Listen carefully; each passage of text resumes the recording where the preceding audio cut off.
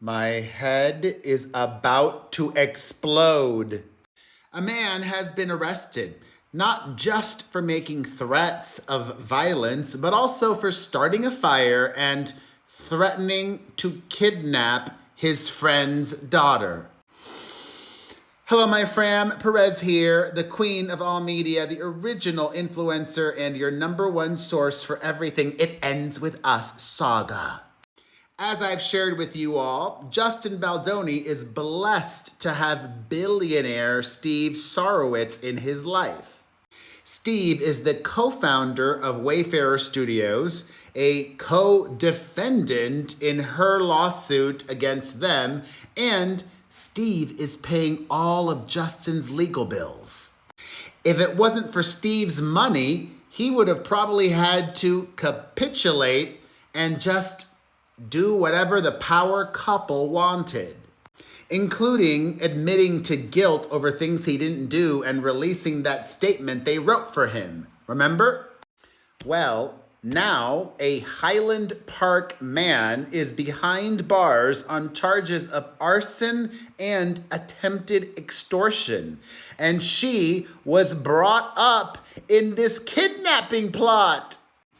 This sounds like a crazy conspiracy theory, but no, the authorities have released the text messages. Let me explain while we work our way there. On Monday, April 28th, police were called to the Highland Park neighborhood where Steve Sorowitz lives. Highland Park is a very fancy suburb of Chicago. Assistant Lake County State Attorney Manuel Mandujano said that in Steve Sorowitz's home, there were 3 family members at the time of this incident when they were awoken at 3:26 a.m. on April 28th to find their garbage can engulfed in flames on their property. Paint supplies and other flammable substances had been placed in the garbage can before the fire was set. This caused a portion of the lawn and the garbage receptacle to be destroyed. Major fire. And it could have been way worse. Thankfully, it wasn't. And as if that weren't bad enough, this is where things get worse. On the same day of the fire at their residence, Steve Sorowitz's wife received a text message from an unknown number that indicated a threat of kidnapping their daughter if the family did not provide $80,000 in unmarked, non-sequential bills. This unknown person said he was part of a group who took responsibility for torching the garbage. A group. The message also threatened more serious harm if the demands were not met. Now, I don't know why, but Lake County Assistant State Attorney Dino Catris revealed to the media the text messages sent to Steve Sorowitz.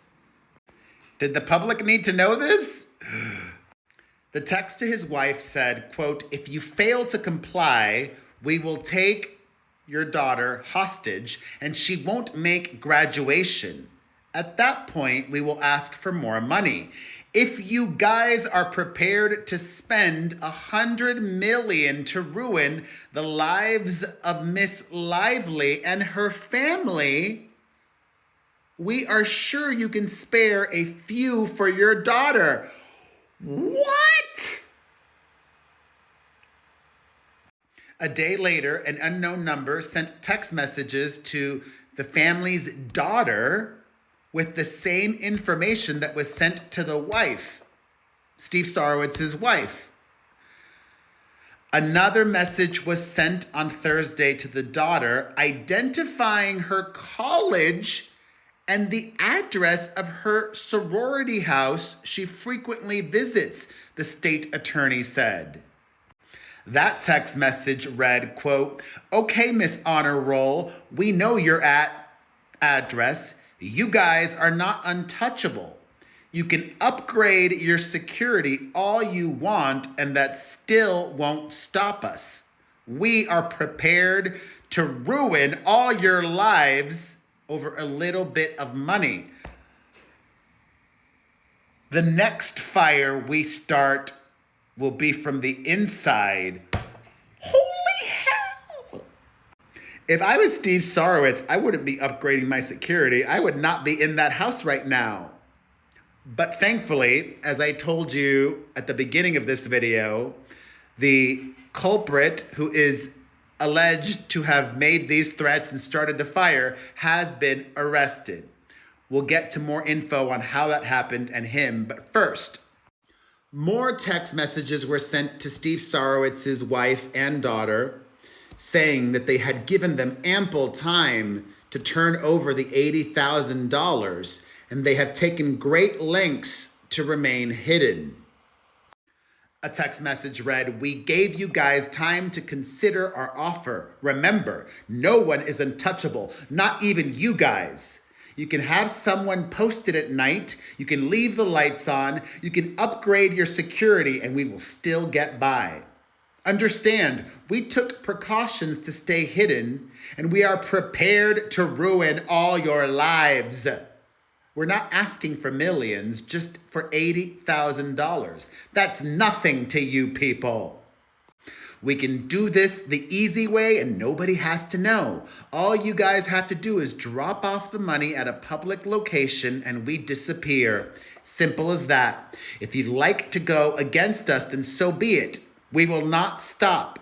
The next fire will be from inside the premises. Or maybe we can go to their daughter. Amputate a man's leg and he can still feel it tickling.